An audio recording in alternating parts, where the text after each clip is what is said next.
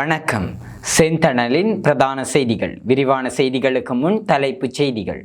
தீர்வின்றி தொடரும் நிலமிழந்த பலாலி மக்களின் கோரிக்கை போராட்டம். வெப்ப குறியீடு 45 பாகை செல்சியஸ் வரை அதிகரிக்கும். வெளியில் செல்வது ஆபத்தாக அமையலாம். மக்களுக்கு எச்சரிக்கை. குருசு நகர் பகுதியில் தொடரும் குப்பை எரிப்பு. வீடுகளை விட்டு வெளியேறும் மக்கள். யாழில் கோர விபத்து. இளம் பொறியியலாளர் உயிரிழப்பு. யாழில் வீடு வீடாக புகுந்து திருட்டு. 43 பவுன் தங்க நகைகளுடன் 3 சிக்கினர். கொழும்பில் பட்டப்பகலில் நடுவீதியில் விடுக்கப்பட்ட மிரட்டல். பல்கலைக்கழக மாணவி உள்ளிட்ட 4 அதிரடியாக கைது. மொனராகலையில் 7 கோடி ரூபாய் பெறுமதியான கஞ்சா மீட்பு. 1.5 ஏக்கர் தோட்டமும் அழிப்பு. மட்டக்களப்பில் இரவில் நடந்த கோர விபத்து. பறிபோன 2 உயிர்கள். குழவி தாக்குதலுக்கு பின்னர் மர்மமான முறையில் உயிரிழந்த நபர். அனுராதபுரத்தில் சம்பவம். ஈரானை வெனிசுலாவாக மாற்ற திட்டமிடும் அமெரிக்கா. அமெரிக்காவிற்கு கனடாவின் பதிலடி. வரி விதிப்பை தற்காலிகமாக ஒத்திவைத்த ட்ரம்ப்.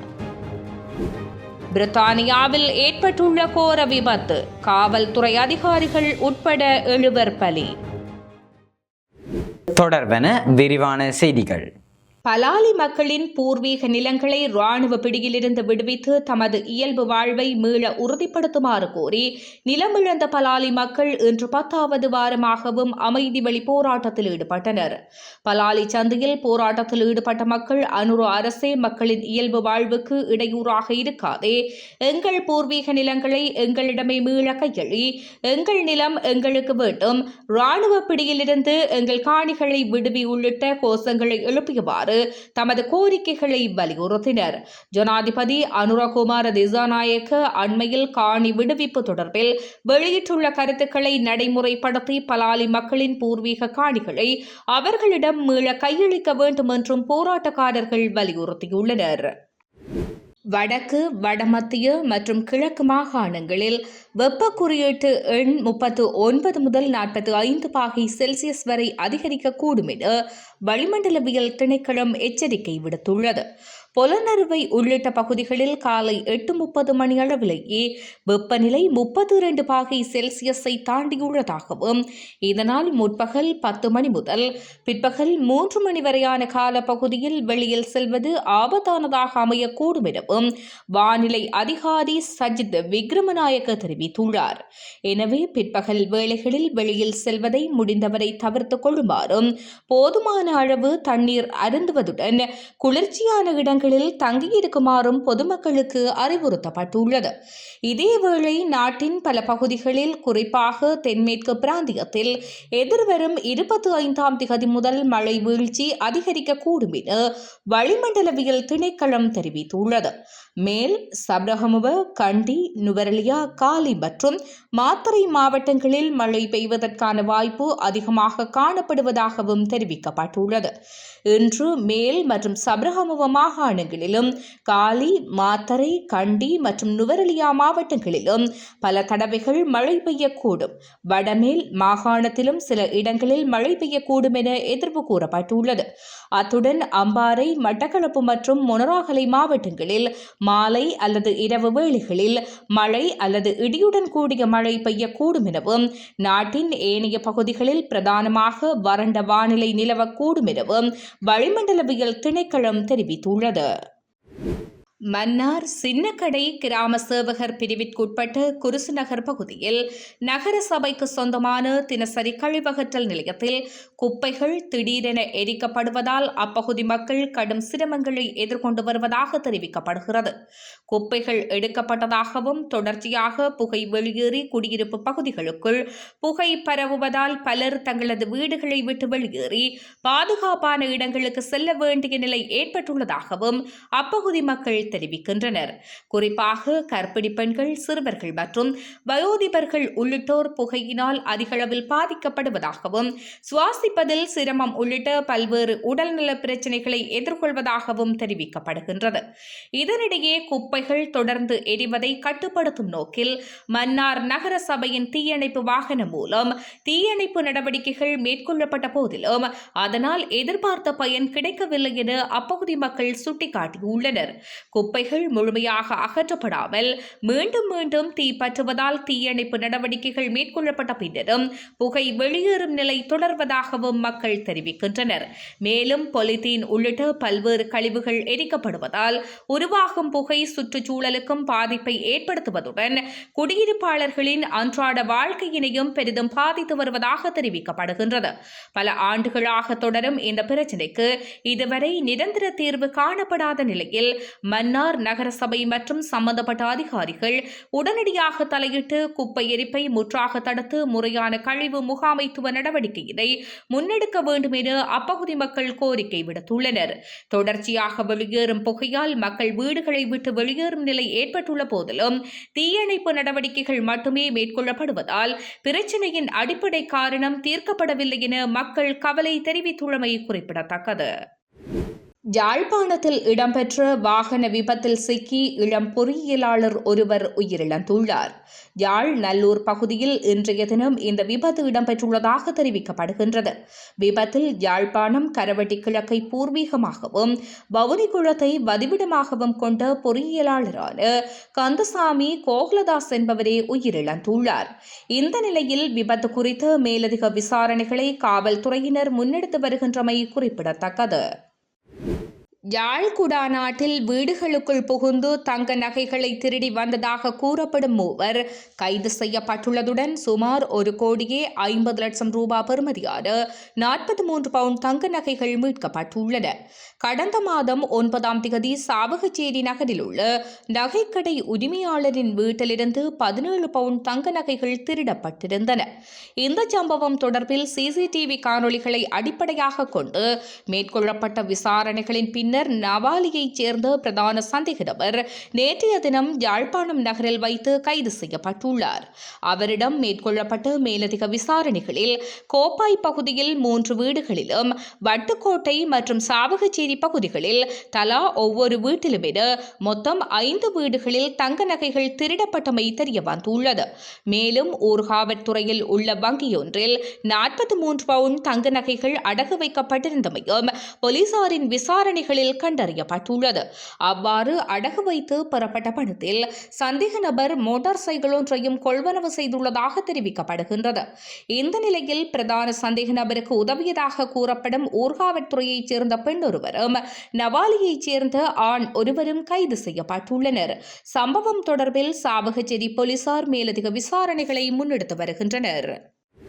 கொழும்பு குருந்துவத்தை லிப்டன் சுற்றுச்சாலைக்கு அருகே தனியார் பேருந்தின் நடத்துனரை கைத்துப்பாக்கி போன்ற ஆயுதத்தை காட்டி மிரட்டல் விடுத்த குற்றச்சாட்டில் 4 பேர் கைது செய்யப்பட்டுள்ளனர்.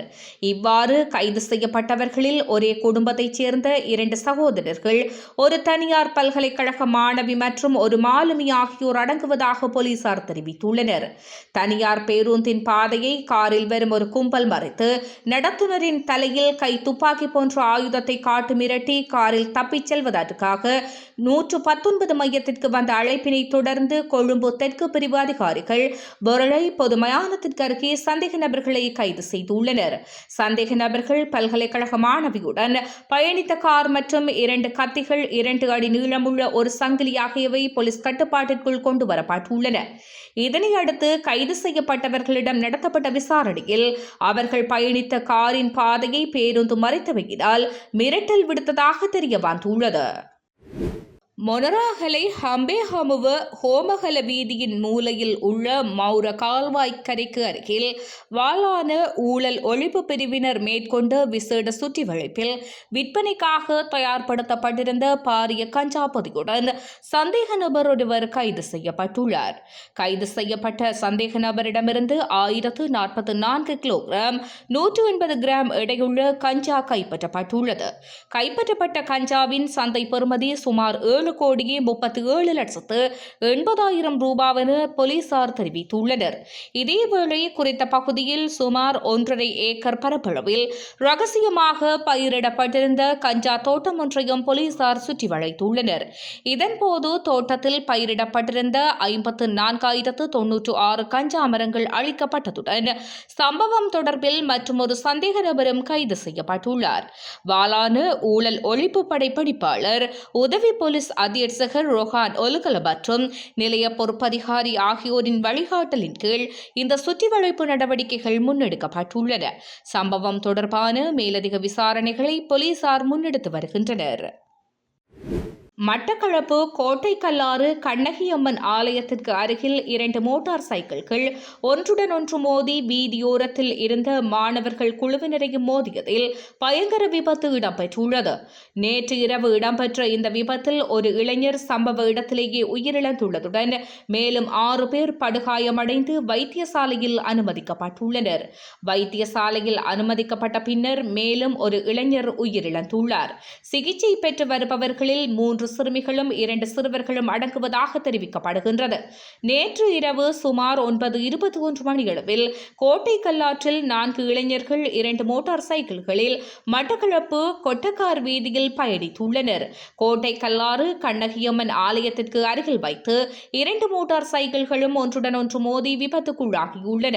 விபத்தில் சம்பந்தப்பட்ட ஒரு மோட்டார் சைக்கிள் கட்டுப்பாட்டை இழந்து வீதியை கடப்பதற்காக காத்திருந்த 3 மாணவர்கள் மீது மோதியதாக தெரிவிக்கப்படுகின்றது. இம்முறை காப்போத சாதாரண தர பரீட்சைக்கு தோற்றவுள்ள 3 மாணவர்கள் மேலதிக வகுப்புகள் முடித்து வீட்டிற்கு சென்று கொண்டிருந்த போதே இந்த துரதிருஷ்டவசமான விபத்தில் சிக்கியுள்ளனர். படுகாயமடைந்த சிறுமி ஒருவரின் ஒரு காலில் பலத்த காயம் ஏற்பட்டுள்ளதாகவும் தெரிவிக்கப்படுகின்றது. விபத்தில் 18 வயதான ஹிசோன் சம்பவ இடத்திலேயே உயிரிழந்துள்ளார். மேலும் 6 பேர் சிகிச்சைக்காக வைத்தியசாலையில் அனுமதிக்கப்பட்டிருந்த நிலையில் அவர்களில் 17 வயதான கதிர்சன் என்ற சிறுவன் இன்று காலை சிகிச்சை பலனின்றி உயிரிழந்துள்ளார். அனுராதபுரம் பழைய மிகுந்தலை வீதி கங்கபடு மாவத்தை பகுதியில் குழவி தாக்குதலுக்கு இலக்கான நபரொருவர் உயிரிழந்துள்ளார். நேற்று காலை பனை நுங்கு தேடுவதற்காக ஜேத்தவனராமயவிற்கு அருகிலுள்ள காட்டுப்பகுதிக்கு சென்ற போதே குறித்த நபர் குழவி தாக்குதலுக்கு இலக்காகியுள்ளதாக தெரிவிக்கப்படுகின்றது. தாக்குதலுக்கு பின்னர் வீடு திரும்பிய அவர் அரச வைத்தியசாலைக்கு செல்லாமல் தனியார் வைத்தியசாலை ஒன்றில் சிகிச்சை பெற்றுள்ளார். அங்கு அவருக்கு 2 ஊசிகள் செலுத்தப்பட்டதுடன் உட்கொள்ளும் மருந்துகளும் வழங்கப்பட்டதாக தெரிவிக்கப்படுகின்றது. சிகிச்சையின் பின்னர் அவர் வீடு திரும்பிய நிலையில் இன்று அதிகாலை வீட்டிற்கு வெளியே வந்துள்ளார். இதன்போது வீட்டின் முன்பக்க கதவுக்கு அருகில் அவர் தரையில் விழுந்து கிடப்பதை குடும்பத்தினர் கண்டுள்ளனர். அச்சமயத்தில் அவர் ஏற்கனவே உயிரிழந்திருந்ததாக குடும்பத்தினர் தெரிவித்துள்ளனர். எவ்வாறாயினும் அவரது மரணத்திற்கான துல்லியமான காரணம் இதுவரை உறுதி செய்யப்படவில்லை. சம்பவம் தொடர்பில் அனுராதபுரம் போலீசார் மேலதிக விசாரணைகளை மேற்கொண்டு வருகின்றனர். இனி சர்வதேச செய்திகள். ஈரானை பலவீனப்படுத்தி தனிமைப்படுத்தும் முயற்சிகள் தோல்வியடைந்து விட்டதாகவும் மாறாக பல மாத மோதல்களுக்கு பிறகு அந்நாடு ஒரு வலிமையான மற்றும் ஒருங்கிணைந்த சக்தியாக உருவெடுத்துள்ளது என்றும் ஈரான் ஜனாதிபதி மசூத் பெசஸ்கியன் அறிவித்துள்ளார்.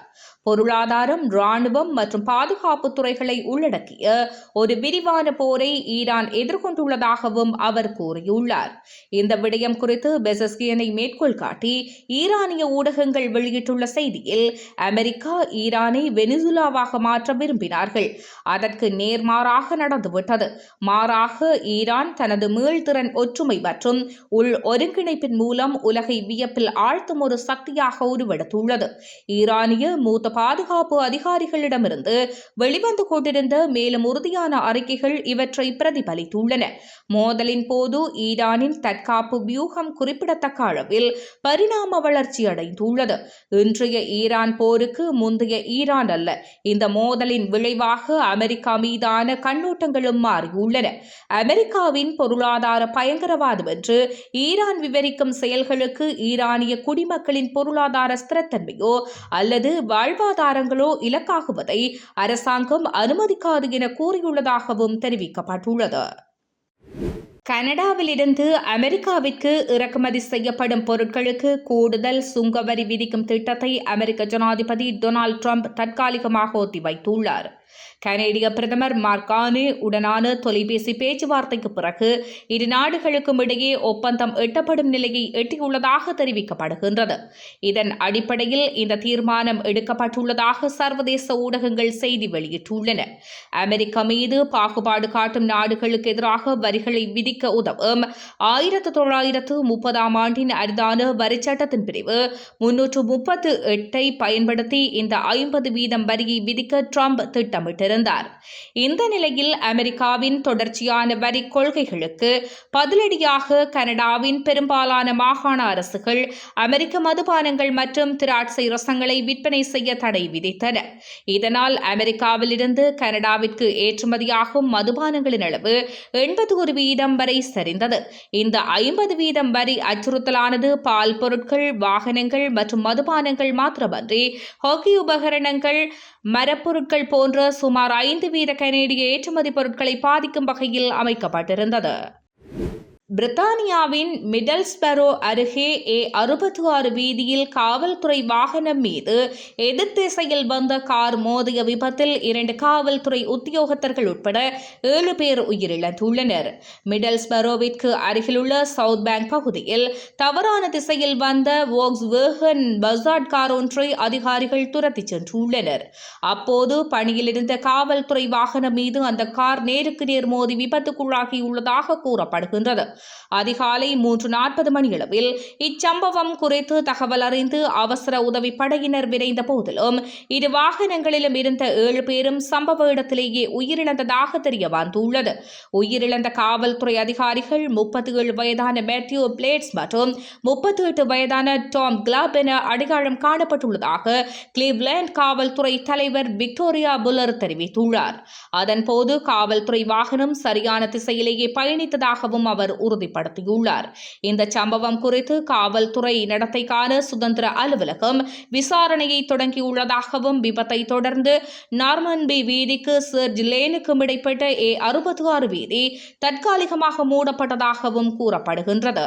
இந்த நிலையில் 2 காவலர்கள் மற்றும் 5 பொதுமக்கள் உயிரிழந்த செய்தியினை கேட்டு மிகுந்த வேதனை அடைவதாக புதிய பிரதமர் ஆண்டி பர்னாம் தெரிவித்துள்ளார். இத்துடன் செய்திகள் நிறைவடைகின்றன. வணக்கம்.